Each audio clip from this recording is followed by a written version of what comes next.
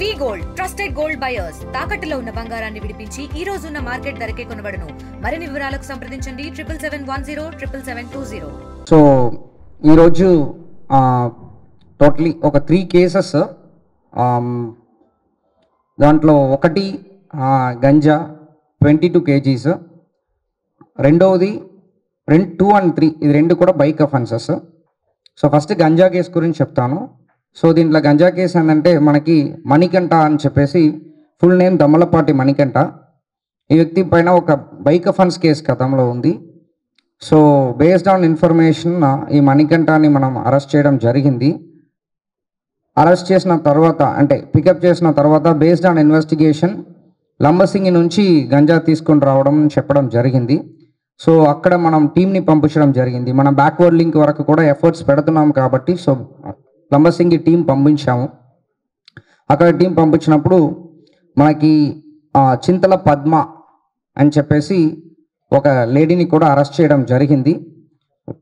అదేవిధంగా వాళ్ళ హస్బెండ్ చింతల సత్యనారాయణ ఇంకా అబ్స్కౌండింగ్లో ఉన్నారు. సో ఈ మణికంఠ తర్వాత బ్యాక్వర్డ్ లింక్ వెళ్ళినప్పుడు ఆ పద్మ, చింతల పద్మ వాళ్ళందరి దగ్గర నుంచి కలిపి 22 kgs సీజ్ చేయడం జరిగింది. దీంట్లో ఏంటంటే ఇప్పుడు మణికంఠ తరపు నుంచి మన కన్స్యూమర్స్ కొంతమంది నేమ్ తీసుకోవడం జరిగింది. సో ఆ నేమ్ని బేస్ చేసుకొని ఫర్దర్ వాళ్ళు వెరిఫికేషన్ చేస్తూ ఫర్దర్ అరెస్ట్ కూడా జరుగుతాయి అన్నమాట. సో అది ఒకటి. రెండవది మన బైక్ అఫెన్స్. రీసెంట్ టైమ్స్లో మన పాత అఫెండర్స్ ఎవరెవరు మన దగ్గర సస్పెక్ట్ షీట్స్ ఉన్నాయో వాళ్ళపైన కొన్ని కంటిన్యూస్గా నిఘా పెడుతున్నాము. నేను అది లాస్ట్ టైం కూడా చెప్పాను. వాళ్ళని కంటిన్యూస్గా పోలీస్ స్టేషన్ తీసుకుని రావడం, ఎస్పెషలీ మన క్రైమ్ స్టేషన్స్కి. వాళ్ళు పాత అఫెన్స్ నేరాలు జరిగిన మన క్రైమ్ ఎఫ్ఐఆర్ అయిన టైమింగ్స్ అదన్నీ వాళ్ళది ఆ టైంలో ఎక్కడ ఉన్నారు అని చెప్పేసి మన ఇన్వెస్టిగేషన్ బేస్ చేసుకొని చేసినదిలో దాదాపు ఒక 4 అఫెండర్ని మనం అంటే బైక్ అఫెన్సెస్ ఒక 22 అఫెన్సెస్ వాళ్ళు అక్సెప్ట్ అంటే చేసినది మనకు బయటకు వచ్చింది. దాని మేరకు 4 మనం అరెస్ట్ చేయడం జరిగింది. దాంట్లో ఫస్ట్ పటాపురం పోలీస్ స్టేషన్లో ఇతరుని అరెస్ట్ చేయడం జరిగింది. వాళ్ళు వేలిగోలు వెంకటేశ్వర్లు, తర్వాత మోరం రెడ్డి సీతారెడ్డి. అంటే ఇది ఒక డిఫరెంట్ ఎంబో. ఈ వెలిగోలు వెంకటేశ్వర్లు ఏం చేస్తారంటే, ఈ వెలిగోలు వెంకటేశ్వర్లుకి దాదాపు మనకి 36 కేసు పక్కన ఉన్నాయి. దీంట్లో మ్యాక్సిమం కేసెస్ మన విజయవాడలో మన దేంట్లో విజయవాడలో మనం జిఆర్పిలో ఉందా, జిఆర్పి రైల్వేస్లో ఉంది 11 కేసెస్ ఉంది. అక్కడ నుంచి ఇప్పుడు రీసెంట్గా మనకి సస్పెక్ట్ షీట్ మన గుంటూరు డిస్ట్రిక్ట్కి ట్రాన్స్ఫర్ అయింది. ట్రాన్స్ఫర్ అయిన వెంటనే మనం ఒకసారి పిలవడం, ఎంక్వైరీ చేయడం, కొంచెం డౌట్ఫుల్గా ఉండడం వల్ల కొన్ని ఇంట్రాగేట్ చేయడం చేసినప్పుడు ఆ వ్యక్తి అఫెన్సెస్ 11 బైక్ దొంగతనం కన్ఫెషన్ చేయడం జరిగింది. ఈ వ్యక్తి మోడస్ ఆపరండి ఈరోజు ప్రెస్ మీట్ కూడా పెట్టడానికి one of the important reason అంటే ఎలాగా దొంగతనం చేస్తున్నారనేది కూడా ఇక్కడ ఇంపార్టెంట్. వాళ్ళు బైక్ని చెక్ చేస్తారు. బైక్లో కవర్లో ముందు మీ రికార్డ్స్ మీరు ఏదర్ కవర్లో పెడుతుంటారు, లేకపోతే సైడ్లో బాక్స్ ఉంటాయి, బాక్స్లో మీరు రికార్డ్స్ పెడుతుంటారు. రికార్డ్స్ని చూస్తారు. అన్ని రికార్డ్స్ ప్రాపర్గా ఉందంటే ఇమీడియట్గా ఆ బైక్ని దొంగతనం చేస్తారు. దొంగతనం చేసిన తర్వాత OLXలో పెడతారు. బికాస్ OLXలో పెట్టాలంటే మీకు డాక్యుమెంట్స్ అన్నీ కంపల్సరీ.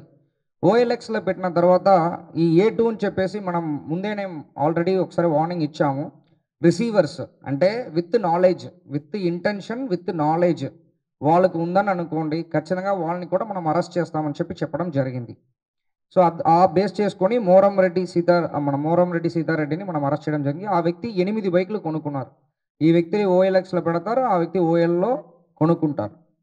కొనుక్కొని ఇంకా తక్కువ రేటుగా అమ్ముకుంటారు అనమాట. అంటే తక్కువ రేట్లో వాళ్ళు ఇది ఒక ఎంబో లాగా, అంటే ఒక మోడస్ ఆపరండి లాగా వీళ్ళు చేయడం అనేది జరుగుతుంది. సో ఇది అందరికి కూడా తెలియాలి. అంటే నేను ఫస్ట్ నుంచి కూడా ఒక పాయింట్ ఏం చెప్తున్నామంటే, వీల్ లాక్ అనేది మీరు అందరూ కొనుక్కోమని చెప్తున్నాం, కానీ అది మీరు ఎవరు ఇంప్లిమెంట్ చేయట్లేదు.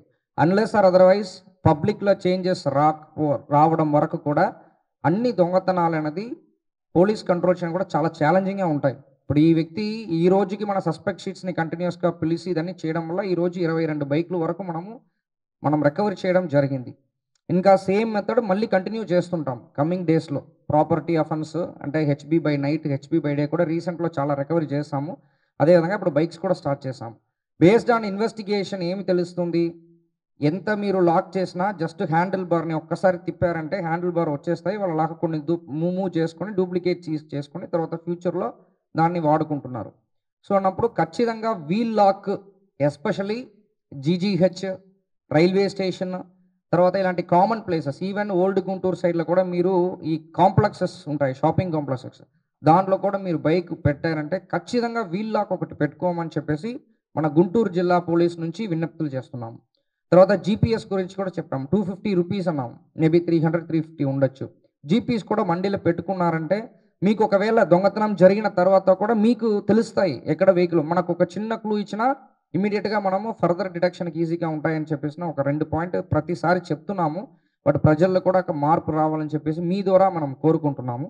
అదేవిధంగా చీప్ రోడ్లో కూడా అబ్దుల్ రషీద్ తర్వాత చెల్లా గోపి అని చెప్పేసి మనము ఇతరుని ఈ ఈ సస్పెక్ట్ షీట్ వెరిఫికేషన్ అప్పుడు వీళ్ళపైన కూడా డౌట్ ఉండడం వల్ల వాళ్ళది కూడా పర్సూట్ చేయడం జరిగింది. దీంట్లో కూడా వాళ్ళది ఒక 7 కేసెస్, ఇంకొకరికి 4 కేసెస్ లాగా మళ్ళీ ఒక 11 బైక్స్ కలిపి రికవర్ చేయడం జరిగింది. టోటలీ 22 బైక్స్ 4 అఫెండర్స్ దగ్గర నుంచి రికవర్ చేస్తాం. సో గంజా 22 కేజీస్ ప్లస్ ఇది 22 బైక్స్. సో 4 మెంబర్స్ మనం అరెస్ట్ చేయడం జరిగింది. సో బైక్స్ గంజాన్ని అక్కడ డిస్ప్లే చేస్తున్నాము. ఈ గంజా రిలేటెడ్గా ఈ ఆపరేషన్ గంజా ఫ్రీ గుంటూరు అనేదిలో మనం క్లియర్గా ఉన్నాము. సో ఈ ఆపరేషన్ కూడా మనం ఇక్కడ నుంచి మనం దాదాపు 6.5 hours to 7.5 hours మనం ట్రావెల్ చేసి బ్యాక్వర్డ్ లింక్ని కూడా తీసుకుని రావడం జరిగింది. అది కంటిన్యూ అవుతాయి. సో వీళ్ళ తరపు నుంచి వీళ్ళు వేరెవరికైనా సప్లై చేస్తారన్నది కూడా కొన్ని నోట్ చేసుకోవడం జరిగింది.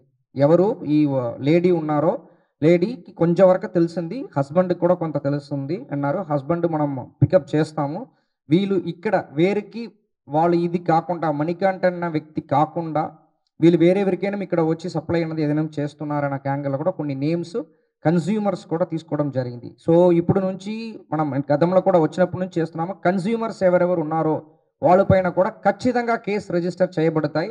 దానిలో మనకు ఒక క్లూ దొరికిన తర్వాత దాంట్లో ఉన్న ఎంటైర్ లింక్ని మనం బయటపెట్టడంలో మనం ఎక్కడ తగ్గము. సో అది మాత్రం క్లియర్గా చెప్పుకుంటున్నాం. దీంట్లో రిలేటెడ్ అన్ని కూడా కమింగ్ కేసెస్లో కన్స్యూమర్స్ రిలేటెడ్ కూడా ఆల్ డీటెయిల్స్ మీ కమింగ్ డేస్లో ఇస్తుంటాం కమింగ్ కేసెస్లో. Okay right.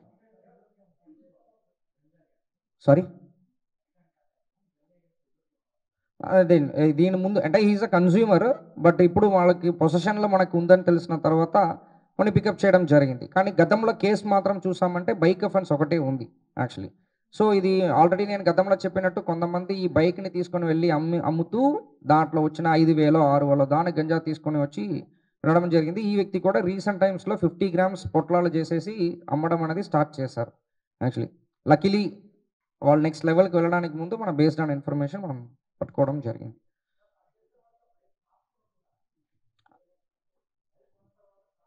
వాళ్ళు మ్యాక్సిమం బైక్స్ చేసుకోవట్లేదు యాక్చువల్లీ, వాళ్ళు అంత సీరియస్గా తీసుకోవట్లేదు.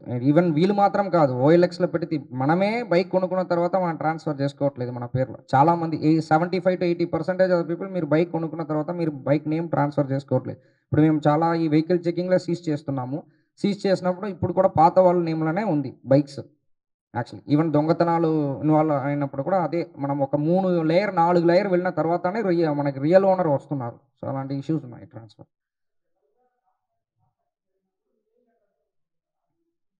ఓకే, నాకు కొన్ని ఐడియా లేదు, కావాలంటే కనుక్కుంటాను. మీకు ఏదైనా ఐడియా ఉందా?